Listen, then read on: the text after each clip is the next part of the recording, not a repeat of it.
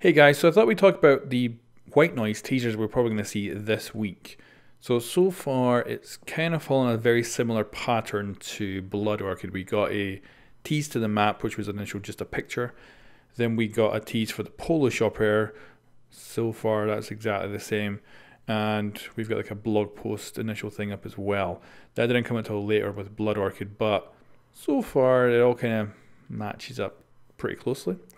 The big difference would be that the first teaser for Blood Orchid actually came out on a Wednesday, whereas this came out one day earlier on a Tuesday. So it's kind of a different pattern, but only minor. So far, everything we've seen at the moment, the teaser for the map, the teaser for the Polish opera, and then the blog post is exactly the same as the pattern for Blood Orchid. And the first week of Blood Orchid's teasers did not have a teaser on the Friday, and the blog post actually went live on the Monday. And then actually on the Tuesday there was no teaser for Blood Orchid whatsoever, and then the map was revealed on the Wednesday. So it could be, if we're following the same order and we do get a teaser tomorrow on Monday, that could be the map reveal, perhaps. But it might go differently and they might not have a teaser tomorrow at all. So going forward, the next teaser after that was the Ella ass reveal, as I like to call it. And that showed off our first look at Ella and her gadgets and her yoga pants, of course, so the internet exploded. Then the teaser after that on Friday was Ying's teaser, and it went over all about her background story. We got like her love story with Echo and everything. And then after that point, it really took off when we started getting like teaser trailers and things like that, and a lot more information. Now, the very big variable to this is the leaks. So far, the leaks are behind what they were with Blood Orchid. Because with Blood Orchid, we actually had images of the new operators out, like I think it was like a week before the actual teaser started, so they came out really early. This time we've got exactly the same. We've got the two females getting leaked. This is an interesting thing for me as well. Like, why is this person who leaked all this information just leaking the women every time? Like, Legion's leak didn't come to way later. But the thing was, all the operators, all their gadgets, all their abilities were leaked out in a really big leak that just basically spilled everything. Spilled all the beans. And I kind of feel that's probably going to happen again with White Noise. And there's a good chance that will probably happen this week.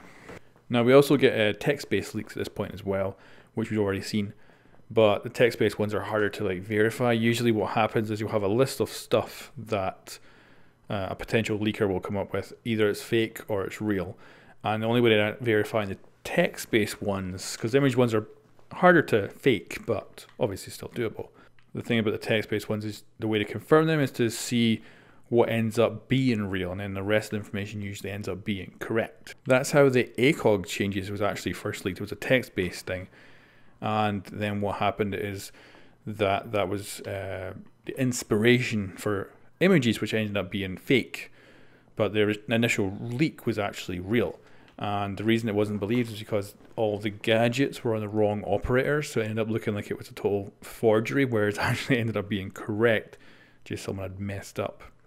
So we could be saying very similar things this week. We could get a lot of leaks, and if it's image-based stuff, that would mean we'd get like basically everything spelled. But yeah, that's my predictions. I'm thinking probably 50-50 on a Monday teaser, 50-50 on a Tuesday teaser, probably definitely a Wednesday, probably definitely a Thursday, and I'm going to say 50-50 on the Friday as well. So what do you guys think?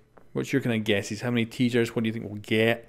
I don't think we'll see any kind of trailer-based teasers until maybe a little bit later, but we might get our first little glimpse of an actual new operator in a trailer this week. Could happen.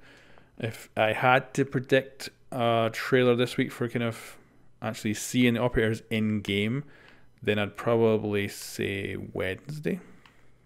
And then what about your guys' predictions for leaks? Like, do you think everything's going to get spilled? Now, the other thing would be, do you think there'll be any surprises? Do you think it's just going to be the usual map 3 operator? Do you think we're going to get, more than that? Do you think there's a chance we might see some like really interesting changes? The other thing is they'll probably announce at the actual live stream event the next year's roadmap. It's quite possible.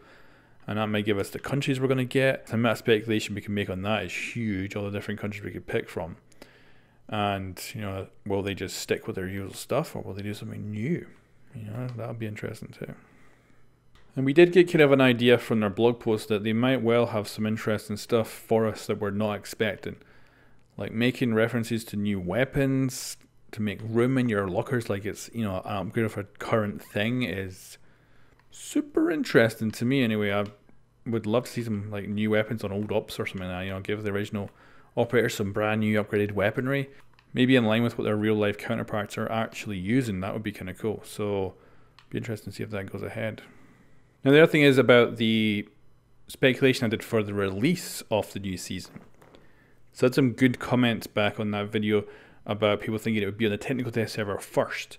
Now, I think they're going to do exactly the same as what they originally planned for Blood Orchid, which was 3 weeks of teasers. So the 2 weeks teasers first, then they had Gamescom. Then they announced the release date, and it was going to be just after Gamescom, just after their live stream as usual.